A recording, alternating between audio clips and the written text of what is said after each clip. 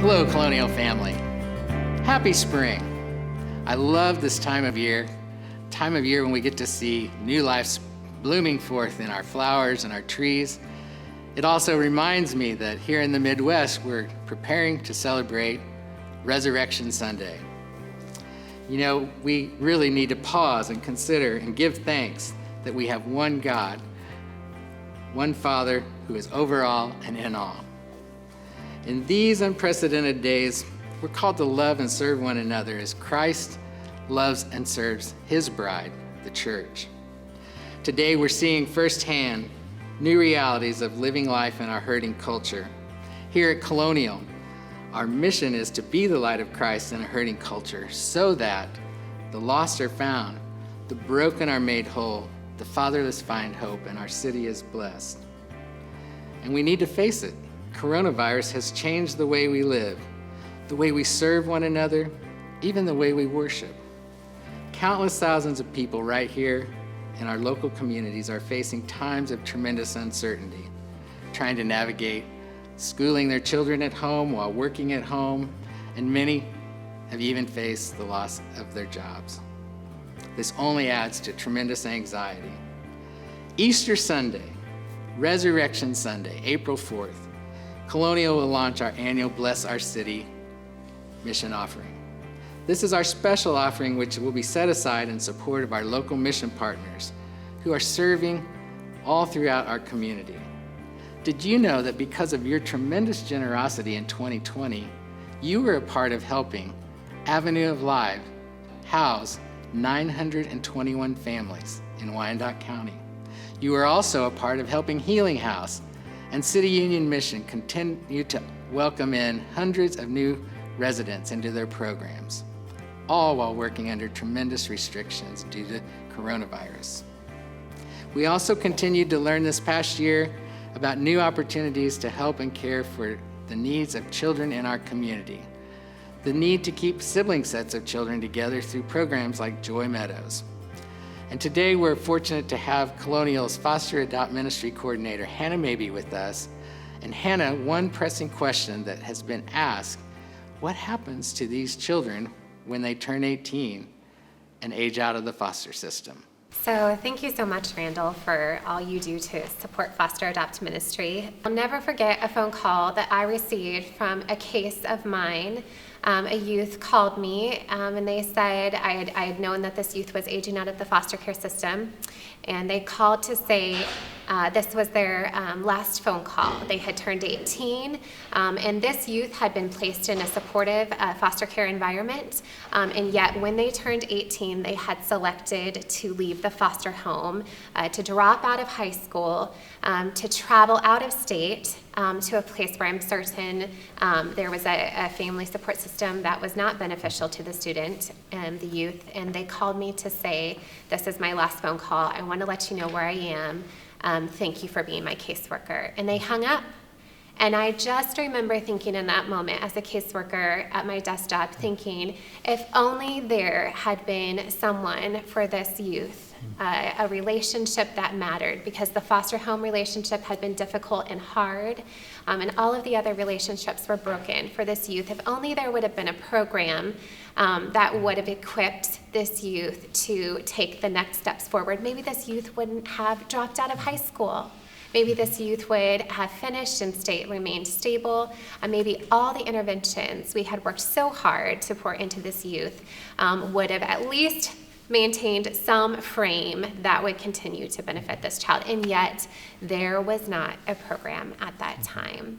And so you can imagine my excitement when we were introduced to You Thrive. About 4 years ago, that's when we met. And Tim, you've actually had a long relationship with Colonial, and we're so glad you're here today to tell us more about You Thrive. Well, thank you, Hannah. I appreciate it.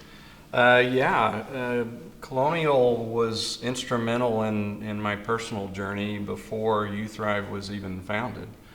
My wife and I attended an anniversary celebration for you guys, the 60th anniversary, in which Jim kind of outlined the vision for the church and the future, and one of the main tenets, one of the main components of that vision was caring for those in foster care. And it was that day that my wife and I decided that we were going to adopt out of foster care, and we adopted a teenager.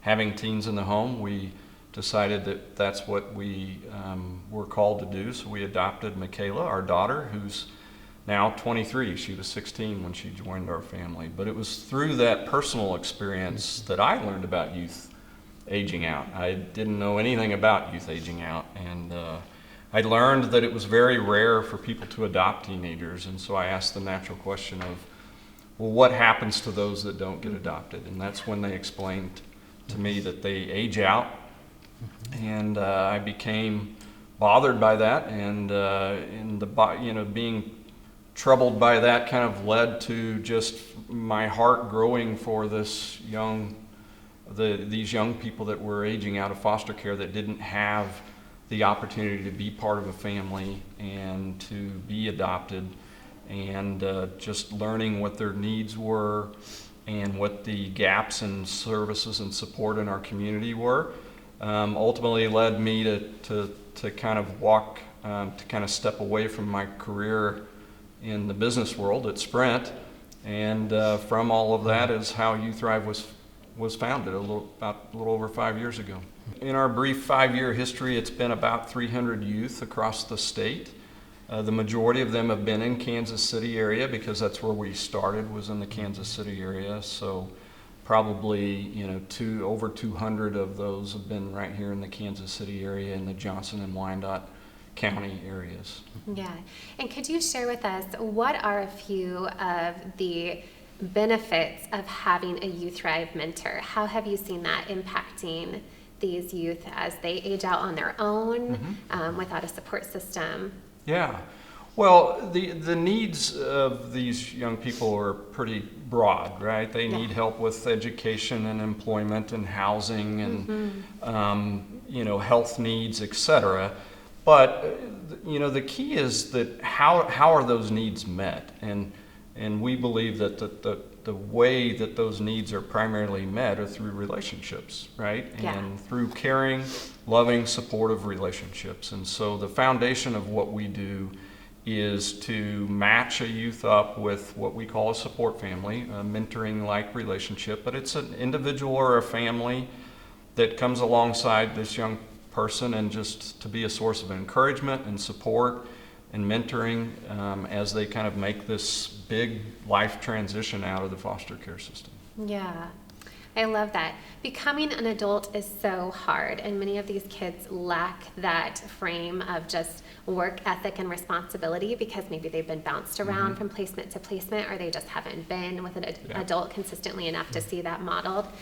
This is one of the parts that I love about the vision of the You Thrive program. Could you talk about the matching process and the coursework that you encourage your kids to go through to equip them for adulthood? Yeah, so the matching process, like all young adults and teenagers, right, they're at a stage in their life where they want more independence, they want more control, they want more voice and more say in their life and their life outcomes.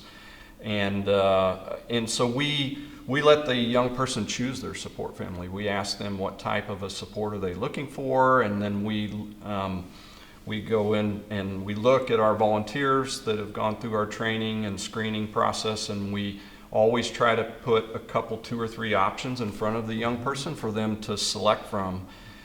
So it's empowering to them to get to pick their support family, which is something they never really got to do when they were in the system.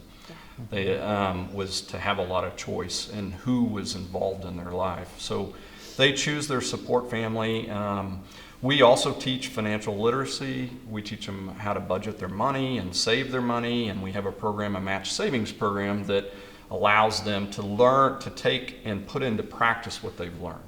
It's really important that it's not just knowledge, but it's practice and developing those skills and capabilities. So we do teach them what they need to know, but we want to give them opportunities to put into practice what they're learning. And one of the ways is through our match savings program, where they can save money from a job or earned income, and then we match it for something that'll help them with their transition. So The most common use is a used car because transportation is really critical. Yeah. But they can also use it for insurance and registration for their vehicle. The second most common use is housing. Yeah. For the security deposit, first couple months rent in an apartment. It could be a laptop if they're going to go to community college, if they need a laptop. Anything that will help them with their education, their job, housing, anything that will help them with their transitional goals, they can use the match savings program for. Yeah, well, thank you so much for explaining how that works. Yes. Thank you, Hannah and Tim. You Thrive is one of the ministry partners that we will be partnering with through this year's Bless Our City offering. Easter Sunday, April 4th, will launch our offering campaign through the month of April. In celebration of our risen Savior, we're asking you to prayerfully consider a special gift to this offering in support of our local mission partners. Please join us in prayer. May I ask you to pray for one another. Pray for the vulnerable in our city. Pray for those that need to see the light of Christ. You may make a special gift by visiting our website at colonialkc.org. Select Bless Our City on the Give tab. Thank you, and may God richly bless you this holy week.